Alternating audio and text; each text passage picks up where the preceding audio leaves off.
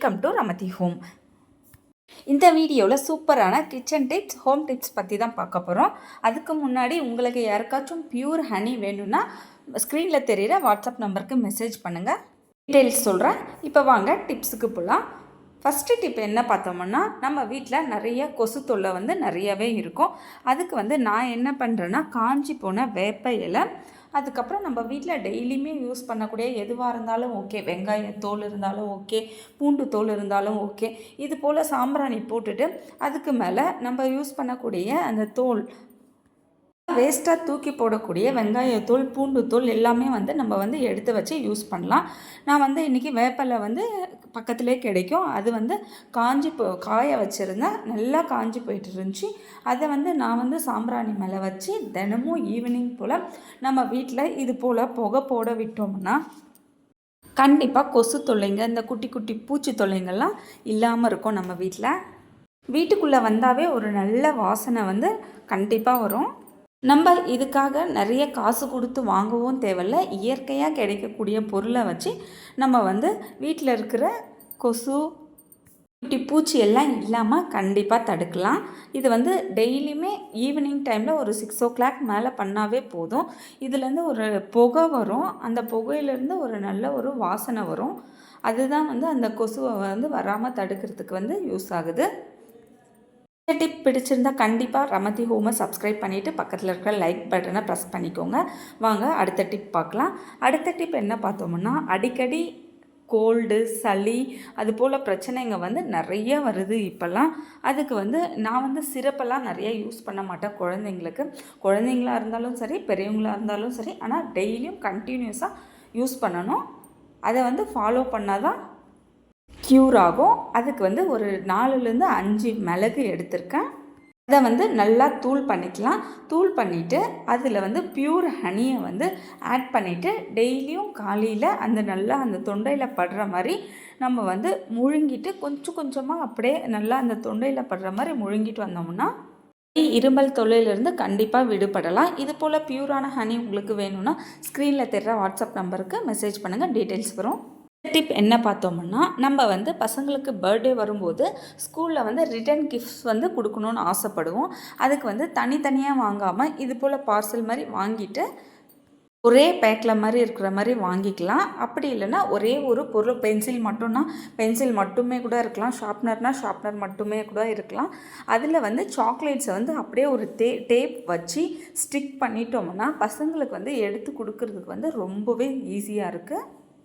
போல் இல்லைன்னா நம்ம தனித்தனியாக கொடுத்து அனுப்பும் போது பென்சில்ஸ் தனியாக ஒரு பாக்ஸில் போட்டு கொடுத்து அனுப்பணும், சாக்லேட்ஸ் தனியாக ஒரு பாக்ஸில் கொடுத்து அனுப்பணும். அதனால் மிஸ் ஆகிறதுக்கு நிறைய சான்சஸ் இருக்குது. ஒருத்தர் 2 சாக்லேட்ஸ் அந்த மாதிரி கூட எடுத்துப்பாங்க. இது போல் கொடுத்து அனுப்பிச்சோம்னா கரெக்டாக பசங்களுக்கு ஈஸியாக இருக்கும். அடுத்த டிப் என்ன பார்த்தோம்னா, நம்ம கிச்சனில் சிங்கில் அடிக்கடி அடைப்பு ஏற்படும். அது இல்லாமல் பேட் ஸ்மெல்ஸ் கண்டிப்பாக வர செய்யும். எவ்வளோ தான் நம்ம சிங்கை க்ளீன் பண்ணாலுமே அதில் பேட் ஸ்மெல்ஸ் வரும். அதுக்கு நம்ம என்ன பண்ணலான்னா, வாரத்தில் ஒரு நாள் பண்ணாவே போதும். நான் பேக்கிங் சோடா ஒரு 2 டேபிள் ஸ்பூன் எடுத்து போட்டிருக்கேன். போட்டுட்டு அதில் வினிகர் யூஸ் பண்ணியிருக்கேன். இதில் வினிகர் ஒரு கிளாஸ் ஃபுல்லாகவே எடுத்திருக்கேன். எடுத்து அந்த பேக்கிங் சோடா மேலே ஊற்றினா நல்லா பொங்கி வரும். இதை ஒரு 5லேருந்து 10 நிமிஷம் போல் அப்படியே விட்டுடுவோம். விட்டுட்டு அப்புறம் ஒரு பவுலில் நல்லா சுட தண்ணி வச்சுக்கலாம்.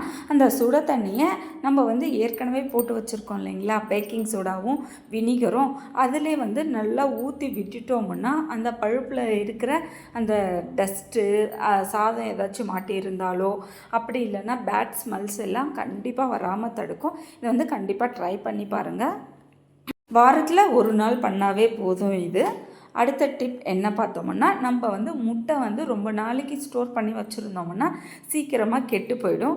அதுக்கு நான் என்ன பண்ணுறேன்னா, நம்ம நார்மலாக யூஸ் பண்ணக்கூடிய சமையல் எண்ணெயை அந்த முட்டை மேலே எல்லா முட்டை மேலவும் நல்லா தடவி வச்சிட்டோம்னா ரொம்ப நாளைக்கு கெடாமல் இருக்குது. கண்டிப்பாக ட்ரை பண்ணி பாருங்கள். இந்த டிப் ரொம்பவே யூஸ்ஃபுல்லாக இருக்குன்னு நினச்சிங்கன்னா கண்டிப்பாக ரமதி ஹோமை சப்ஸ்கிரைப் பண்ணிவிட்டு பக்கத்தில் இருக்கிற பெல் ஐக்கானை ப்ரெஸ் பண்ணிக்கோங்க. அது மட்டும் இல்லாமல் பியூர் ஹனி வேணும்னா கண்டிப்பாக ஸ்க்ரீனில் தெரிகிற வாட்ஸ்அப் நம்பருக்கு மெசேஜ் பண்ணுங்கள், டீட்டெயில்ஸ் எல்லாம் வரும்.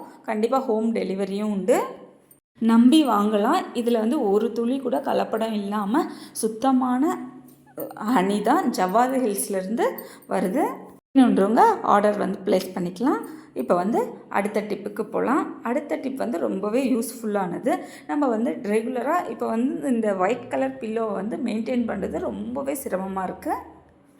தலைக்காணியை வந்து நம்ம புதுசு போலவே அப்படியே வச்சுக்கலாம் அப்படின்னா நான் வந்து என்ன டிப் யூஸ் பண்ணுறேன்னா, தலைக்காணி மேலே அப்படியே தலைக்காணி உரை போட்டு அப்படியே படுத்தோம்னா நம்ம தலையில் இருக்கிற எண்ணெய் அது வந்து அப்படியே உள்ளே இறங்கி அந்த ஒயிட் கலர் தலைக்காணி எல்லாமே நாஸ்தி ஆகிடுது.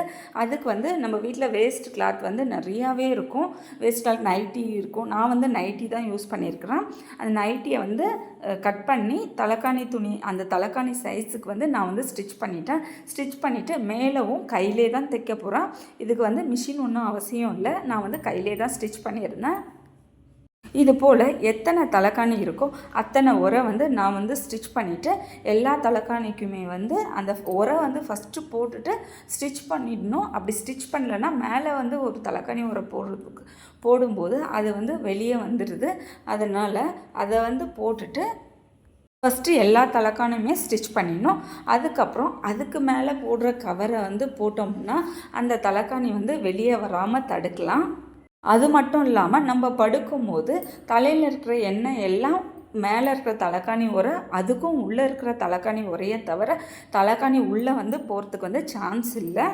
வாரத்தில் ஒரு முறை கழட்டி வாஷ் பண்ணிக்கலாம். மேலே இருக்கிற உரை மட்டும், உள்ளே இருக்கிறது வந்து ரொம்ப அழுக்கான வாஷ் பண்ணாவே போதும். கண்டிப்பாக ட்ரை பண்ணி பாருங்கள். தலைக்காணிக்கு வந்து அந்த ஒயிட் கலரை வந்து அடிக்கடி துவைக்காத மாதிரி பார்த்துக்கலாம்.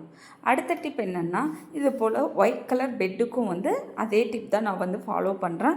இது போல் ஒயிட் கலர் பெட்ஸ் வந்து பசங்க இருக்கிற இடத்துல சும்மா அப்படி கையை வச்சாவே அழுக்கு பதிஞ்சிடும். அதை வந்து தடுக்கலான்னா நான் வந்து பெட்ஷீட் வந்து ஒரே கலரில் வந்து 2 பெட்ஷீட்டாக வாங்கினேன்.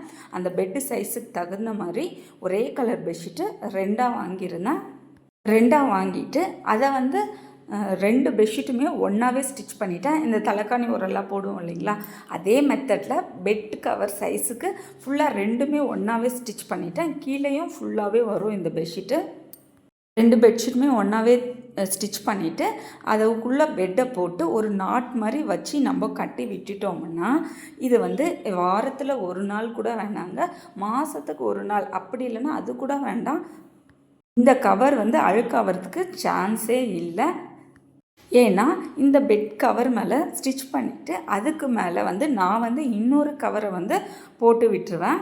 இந்த பெட்ஷீட்டை வந்து நான் வந்து வீக்லி ஒன்ஸ் வந்து வாஷ் பண்ணிடுவேன். அது வந்து வாஷ் பண்ண மாட்டேன்.